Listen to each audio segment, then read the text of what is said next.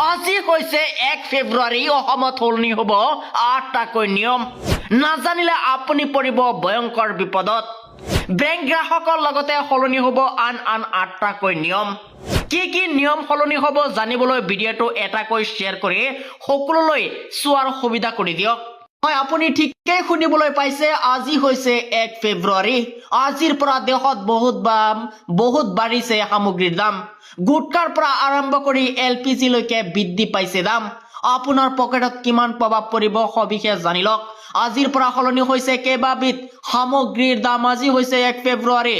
gutka LPG কে ধৰি বহু বস্তুৰ দাম সলনি হৈছে আজিৰ পৰা দেশত বাঢ়িছে বহু সামগ্ৰীৰ দাম ইফালে দাম বাঢ়িছে এলপিজি বাণিজ্যিক সিলিণ্ডাৰৰ যিসকলে ঘৰত সিলিণ্ডাৰ আছে সেইসকলৰ বাবে আছে বেয়া খবৰ প্ৰতিটো বাণিজ্যিক সিলিণ্ডাৰত 50 টকাকৈ দাম বৃদ্ধি আৰু দাম বৃদ্ধি পাব পান মছলা সিগাৰেট দপাত জাতীয় সামগ্ৰীৰ লগতে দপাত পান মছলা সিগাৰেটৰ বলবৎ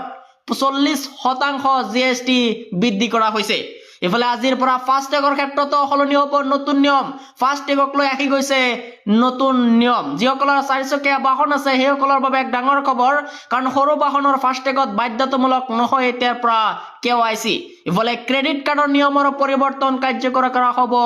আজিৰ দিনটোতে আহি গৈছে এক ডাঙৰ খবৰ ক্ৰেডিট কাৰ্ডক লৈ ক্ৰেডিট কাৰ্ডৰ নিয়ম পৰিৱৰ্তন কাৰ্যকৰী হ'ব আজি 1 ফেব্ৰুৱাৰীতে আৰু বিমান যাত্ৰাত বৃদ্ধি পাব পাৰে বাৰা আজি হৈছে 1 ফেব্ৰুৱাৰী বিমান যাত্ৰাক লৈ আহি গৈছে এক ডাঙৰ খবৰ বিমান যাত্ৰাত বৃদ্ধি পাব পাৰে